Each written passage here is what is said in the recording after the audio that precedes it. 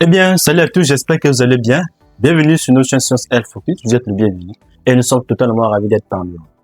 Alors, comme prévu pour cette vidéo, nous allons quand même essayer de comprendre notre cours sur l'ensemble des définitions des fonctions hélènes, des fonctions exponentielles que nous avons faites dans les vidéos précédentes. Si vous n'avez pas vu cette vidéo, regardez dans la playlist. Alors, pour cette vidéo, il s'agit donc de résoudre ce problème. Exercice d'application, la question c'est qu'on va déterminer l'ensemble de définitions de ces différentes fonctions. On va quand même écrire la question. Ensemble de définitions.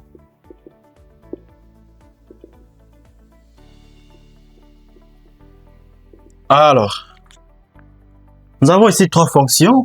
Un exemple pour appliquer le cours. Je vous avais dit pour comprendre le cours, il faut quand même résoudre les exercices pour faire une application, pour faire l'application du cours, pour mémoriser, pour assimiler le cours. Donc, sans plus tarder, on va donc résoudre pour ne pas perdre beaucoup de temps. Donc, voici nos différentes fonctions. La fonction f, la fonction g et la fonction h. Alors, commençons par la première fonction. F de x égale à ln de x, x plus 1, x moins 1. Alors, on avait dit dans le cours, pour donner un ensemble de définitions, il faut voir les différentes conditions de la fonction. Alors, nous sommes en face de nous, nous avons la fonction ln. Et qu'est-ce que nous avons dit sur la fonction ln? Nous avons dit dans la fonction ln, tout ce qui est dans ln doit être strictement supérieur à 0. On va dire f de x, comme ça, existe. Ou bien on peut dire aussi f est défini. Okay. Donc l'expression définie, on utilise seulement l'expression f, la fonction. Maintenant, l'expression existe lorsqu'on prend toute f de x, lorsqu'on prend toute la fonction. Alors, f de x existe si et seulement si, on va donner les conditions.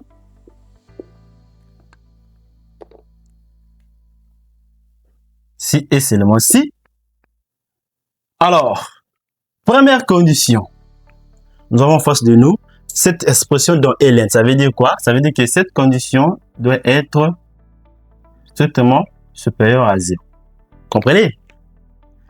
Deuxième condition, on avait dit sur les fonctions homographiques, les fonctions rationnelles, tout ce qui est dénominateur doit être aussi différent de 0. Donc, ça, c'est la deuxième condition. Donc, vous devez voir toutes les conditions d'existence. Donc, ici, on aura donc x moins 1 doit être différent de 0. Alors, nous avons donc la première équation, première relation, et la deuxième relation. La deuxième relation semble être facile. Je commence par donc la deuxième relation. Donc, 2, x moins 1 est différent de 0. Ça veut dire que x est différent de 1. Voici notre première relation. Donc, x prend toutes les valeurs sauf 1. Ok, donc, nous allons maintenant passer à la première relation. Résoudre cette inéquation. Donc, on va prendre donc cette relation. X plus 1, x moins 1 est comment? Est strictement supérieur à 0. Ok? Pour résoudre cette inéquation, vous allez donc passer à l'équation en posant seulement. Posons. Ou bien vous allez dire l'équation associée à une équation. Ou bien posons. X plus 1 sur x moins 1 égale à 0. Alors, ce qui est le dénominateur a été déjà résolu ici, n'est-ce pas? Différent. On peut donc seulement chercher à résoudre le numérateur. Donc, cela implique que x plus 1 égale à 0. Donc, x est égal à moins 1. Et quand vous faites ceci, quand vous êtes sur les inéquations, il faut faire un tableau de signes. Alors, nous allons donc faire un tableau de signes. Quand vous avez les genres d'équations comme ça, il faut faire un tableau de signes. À la fin, multiplier les signes. Donc, on va voir tableau de signes. OK.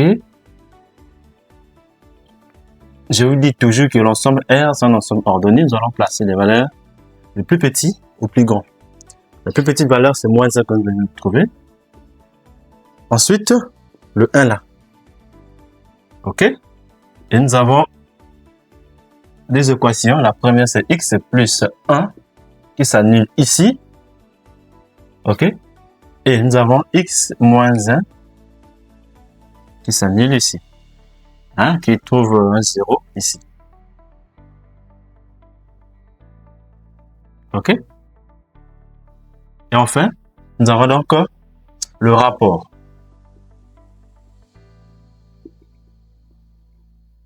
Sur le rapport, ici, c'est accepté, mais sauf ici. Parce que sur le rapport, ça laisse le dénominateur. Ici, c'est x moins 1 qui est le dénominateur qui est 0. Donc, on ne veut pas que ça soit égal à 0. Donc, différent des 0. Quand on voit comme ça, c'est différent aussi. Donc, on va mettre le signe. On commence toujours à droite. On prend le signe du A, tel que vous avez appris depuis la classe de 3e. Ici, plus.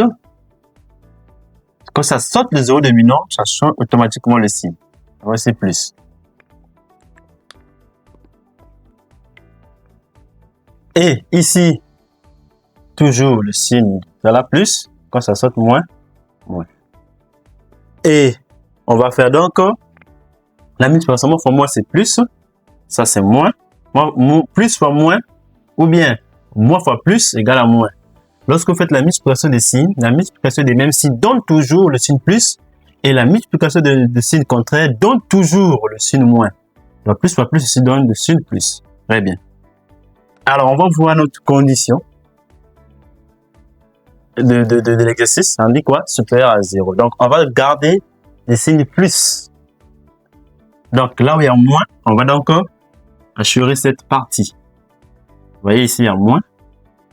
Donc, il faut enlever cette partie-là. Ça ne fait pas partie de notre condition. Donc, la partie restante, vous voyez ici, c'est ça, on va garder. Alors, la première relation, on avait trouvé, bon, la deuxième relation, on avait trouvé x différent de ceci. Et de la deuxième relation, on avait trouver ces intervalles-là. Et à la fin, il faut faire donc une intersection pour trouver l'ensemble des définitions de la fonction f. Donc, sans plus tarder, donc, ici, comme cette partie est assurée, donc, ça sera seulement l'ensemble de définitions de f de moins l'infini, n'est-ce pas? La valeur 1 est rejetée, ça veut dire que ceci, à moins 1, ok? Regardez les signes, c'est strictement, n'est-ce pas? Donc, il faut aussi rejeter cette valeur dans l'intervalle. Union. Cette partie n'est pas prise. Donc, on va prendre cette partie-là. Pourquoi j'ouvre? Parce que ici, vous constatez que 1 est rejeté aussi, est différent. X est différent de 1. Donc, il ne faut pas prendre 1 dans notre intervalle. A plus l'infini. Voici donc l'intervalle d'étude. Vous prenez n'importe quel x ici, vous allez trouver une image réelle. Voici l'ensemble des définitions de la fonction f. Nous allons donc essayer de passer à la fonction g. Donc, on va donc passer à la fonction g rapidement.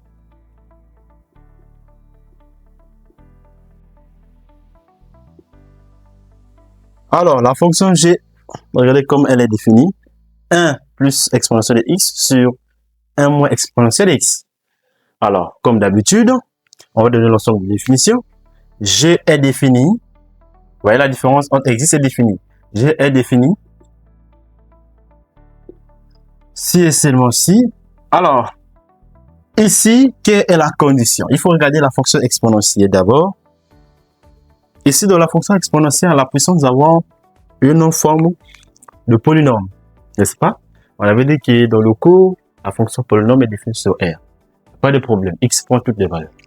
Maintenant, comme c'est ici, on a une barre de fraction, qu'est-ce qu'on va faire? On va juste considérer cette condition. Ça veut dire que le dénominateur 1 moins exponentielle de x doit être comment? Différent de 0. OK? On peut travailler avec on peut travailler avec ces signes ou bien on peut poser égal à 0. Posons d'abord et puis on va revenir à cette condition. Posons 1 x égale à 0. Et puis on va revenir ici, ou bien vous pouvez continuer avec ce signe, ou bien cette condition. Alors, donc on va tirer, on va envoyer le moins 1 là-bas. C'est un moins exponentiel, un nombre qui change de signe, et un nombre qui change de membre change toujours de signe. Donc nous avons ce moins 1, le moins vont se multiplier, n'est-ce pas? On va voir exponentielle de x égale à 1. Bon, même si on n'a pas encore fait les équations sur les exponentielles sur les ln, on va quand même anticiper, on va revenir sur ça. Pour tirer l'inconnu qui est dans exponentielle, on multiplie des parts et d'autres par ln. Maintenant, vice versa, pour tirer l'inconnu dans ln, on multiplie des parts et d'autres par exponentielle. Bon, on va revenir sur ça, sur les équations sur les exponentielles et les ln. Bon, ici, on va quand même anticiper. Donc ici, pour trouver l'inconnu qui est là, on multiplie des parts d'autres par ln. Donc ln, exponentielle de x, égale à ln de 1. OK? Cette propriété, comme vous avez ln de a, ln de ça donne seulement cette valeur qui est là. OK? Ce qui est à la puissance. Alors, si vous vérifiez dans votre calculatrice, ln de 1 donne 0. Donc on aura x égale à 0. OK? Donc on va revenir à une condition. Ça veut dire quoi? Ça veut dire que x est différent de 0. Donc, x prend toutes les valeurs sauf 0. Donc, l'ensemble des définitions de g, on va juste partir. Donc, de moins l'infini, 0 union de 0 à plus l'infini. Voici donc rapidement l'ensemble des définitions. Donc, on va terminer avec la dernière fonction, la fonction h de x. Donc, h de x est définie de telle sorte que on a ln de x plus comment 1 sur ln de x moins 1. Donc h est défini, mes amis, c'est seulement si. Bon, ici on a ln et ici on a une barre de fraction, n'est-ce pas? Qu'est-ce qui est dans ln? On voit x au numérateur ici, ici au dénominateur x aussi. Bon, donc ça veut dire que x doit être strictement positif, n'est-ce pas? Donc comme ici on a une barre de fraction, on aura deux conditions. Ça veut dire que, d'abord, le x est dans ln qui est ici. Vous voyez que c'est le même x qui est là, au numérateur et au dénominateur. Donc, ça veut dire quoi? X est positif, n'est-ce pas? Et la condition du dénominateur dit quoi? Ln de x moins 1 doit être comment? Différent de 0. Donc, le dénominateur, tout ce que le dénominateur doit être différent de 0. La première relation dit qu'on va juste prendre des valeurs positives, n'est-ce pas? Déjà, x ici a été conditionné. Ça veut dire que x prend des valeurs positives. C'est ça qu'on va résoudre. OK. Alors, ici, on va chercher à résoudre ça en posant seulement ln de x moins 1 est différent, bon, égal à 0. On tire ln de x égale à 1, n'est-ce pas? On vient de dire ici, pour trouver l'inconnu qui est dans ln, on multiplie des parts d'autres par exponentielle. Et lorsqu'on multiplie par exponentielle, tout monte en puissance. Ça veut dire quoi? Tout monte en puissance. Ça veut dire que exponentielle de ln de x égale à exponentielle de 1. Alors bon, vous savez que tout nombre élevé à la puissance 1, on écrit seulement comme ceci. Ça veut dire que le 1 est invisible. Tout nombre qui n'a pas de puissance possède une puissance 1. C'est ce que vous devez retenir. Au lieu d'écrire comme ça, voilà, vous savez qu'on laisse comme ça. OK? Bon. Alors, qui dit cette propriété? Cette propriété dit que ça donne seulement cette valeur. Donc cela implique que x égale à exponentielle. Et puis on va revenir à notre condition que x, cela implique que x est différent d'exponentielle puisque la condition c'est différent. Et puis je vais faire un peu ça pour vous montrer comment on va assurer. Je vais placer des valeurs le plus petit au plus grand, n'est-ce pas? Il y a d'abord 0 qui est le plus petit. Exponentielle sur le plus grand, ça donne 2, quelque, ok? Sensiblement 2,78, ainsi de suite. Vous allez voir dans la calculatrice. Et on dit quoi? Qu'est-ce qui est différent? Ici, c'est différent, donc je mets un double trait comme ceci. Ok? Et puis on me demande quoi? De prendre la partie positive, donc d'assurer une partie. Comme ça. Donc je vais assurer cette partie que vous voyez.